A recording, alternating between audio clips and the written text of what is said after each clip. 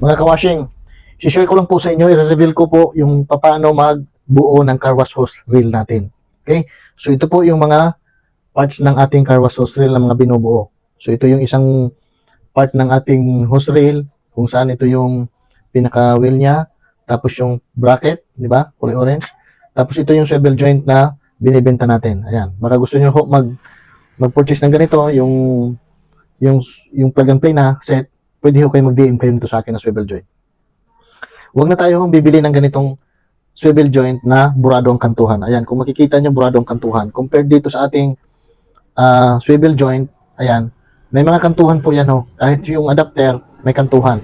Kasi ito, tingnan nyo, i-try natin dito ha. Kung ito yung bibilihin yung ori ng swivel joint, maluwag po yan dito sa ating unang pinapasukan ng ating car wash hose reel. Ganun din po dito sa kabila. Ayan, maluwag po yan. So, hindi ito po pwede, hindi po ito compatible. Ayan, di ba? So, huwag na tayong bumili nito. Okay?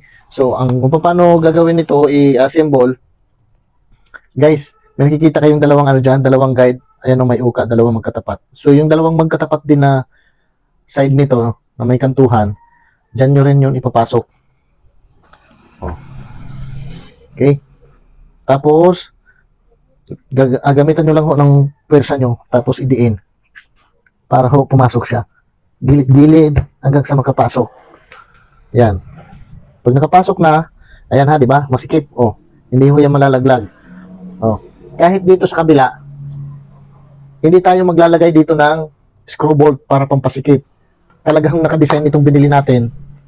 Wala pa siguro, hindi pa nila alam kung saan nabibili to. Kaya, naglalagay pa sila ng mga screw bolt para pampasikip. Tayo, hindi natin na nyo.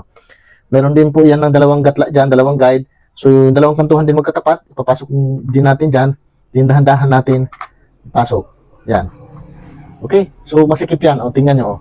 O, hindi nalalaglag. O, di ba? Hindi nalalagyan. Walang ano yan. Walang kalagay dyan na bolt. O, di ba? So, ganyan dapat ang ating swivel joint. So, ito yon. So, kung gusto nyo bumili ng ready-made nito, yung talagang saktuhan na, mag-DM lang kayo sa akin. Ngayon, pwede kayong maglagay dito ng additional sa loob para hindi ma-twist yung ating hose. Pwede kayong mag-additional ng elbow kung gusto nyo. Optional naman to kung gusto nyo para hindi ma-twist yung ating tawag nito, yung ating hose. Pwede rin kayong maglagay dito sa kabila yung another swivel, another elbow na 90 degree para ho, yung kabit ng hose naman natin ay pababa. Okay, so try natin pababa. Kunwari ganyan, di ba? So, kakabit natin yung ating hose dyan. O kung gusto nyo, ayaw nyo idirekta, pwede kayo gumamit ng quick release. O, di ba? Gamitan nyo ng quick release na 1 port. Dyan, tapos kabit nyo rito sa quick release yung iyong fittings ng hose sa dulo. O, meron na kayong quick release. Okay? So, madali lang yan tanggalin. Huhugutin nyo lang. Ayan. Di ba? So, hugot-hugot lang. Hindi na kayo panay roskas dyan. Panay thread. Okay? So, ganyan ang magiging design yan sa loob ng ating reel. So, dito yung loob, ito yung labas. Okay? Kung sakaling magustuhan nyo to, guys, mag-DM lang kayo sa akin. O kaya yung iba, ilalagay ko na rin din sa yellow basket yung mga parts nito kung gusto nyo rin yung magbuo. Para makaiwas tayo sa mga ganitong, marami kasing nagre-reklamo pag ganito yung purchase nilang maliit ang size. Pero actually, magkakaparehas yung sizes niyan. M22 by 14mm. Pwede rin kayong gumamit ng M22 by 15mm. Basta yung may kantuhan lang po. Ganito. Pero mahirap pumanap ng may kantuhan ng adapter. Okay? Tapos yung elbow, hindi ako maglalagay sa yellow basket nito kasi walang mabibiling saktuhan ng elbow. Pag bibili kayo sa online, elbow 1/4 ang size, para-trade nyo po yung kabila, yung female side. Okay?